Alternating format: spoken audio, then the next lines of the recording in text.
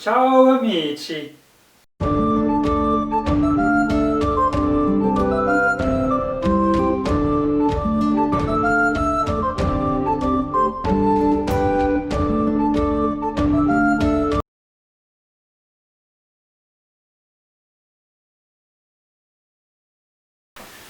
Today we're going to be talking about the Verdaccio, and the Verdaccio is an Italian term meaning green. In English you would say verdant. Verde means green in Italian, and it's the green underpainting layer that you find in old early Renaissance paintings, where they used it to complement the warm flesh tones that in the final layers that would go on top of that. Back in the Middle Ages, egg tempera and frescoes were the mainstream, and artists knew that by adding a green undertone to their paintings it would make their flesh colours pop. Due to the transparent nature of oil paints, light travels through the upper layers and refracts off the lower layers, thereby creating this beautiful luminescence. The greenish tone of the Verdaccio is a complementary colour to the warm reds and pinks of the flesh, and thereby creates a more lifelike colour harmony.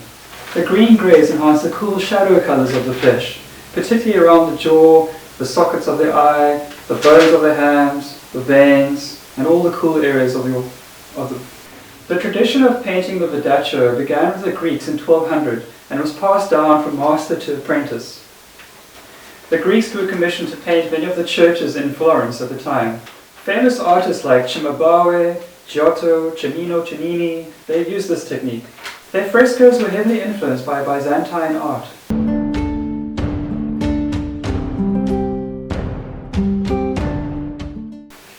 Cernnini wrote an invaluable handbook for artists called the Libro dell'arte, which means the artist's handbook. In this book, with much practical advice for the young Renaissance artists, he explains the Verdaccio.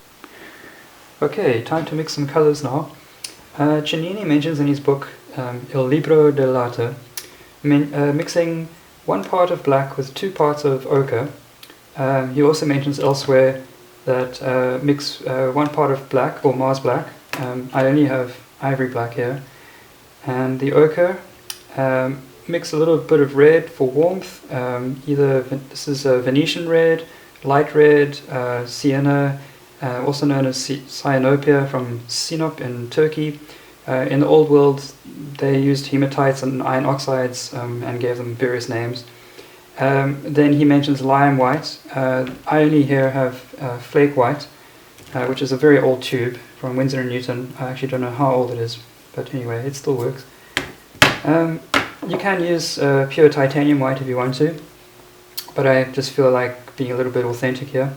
The pigments that he used were used for tempera, and he mentions mixing very small amounts together because in tempera it dries quickly and there's no real blending, so the artist worked in a very small area, whereas in oil painting the drying time is very slow and therefore you can mix a lot more of the paint.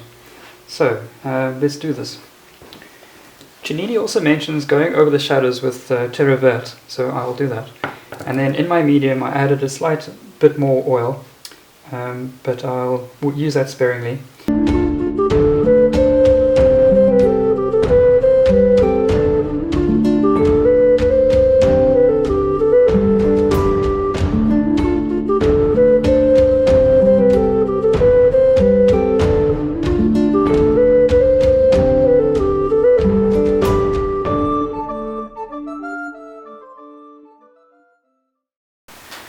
Cernnini also offered much lifestyle advice for the young artists, saying that art should be studied like one studies philosophy or theology.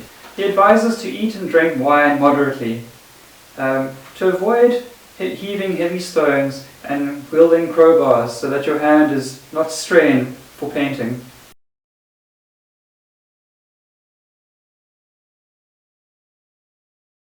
There is another cause which, if you indulge in it, would cause the hand to flutter more than a leaf in the wind, and that is indulging too much in the company of women.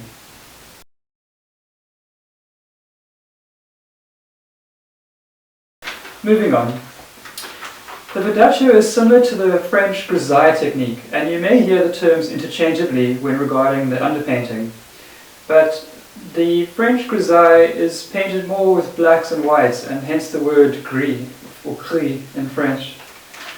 Whereas the Verdaccio is based on greens. Sometimes the Verdaccio is nicknamed the dead layer because the person looks kind of dead or like a zombie. Romantically though, I like to think of the Verdaccio as the subject being under pale moonlight. Some great examples of the Verdaccio in early Renaissance paintings would be Leonardo da Vinci's Adoration of the Magi, which was only partially painted and hence reveals a lot of the Verdaccio in the underpainting.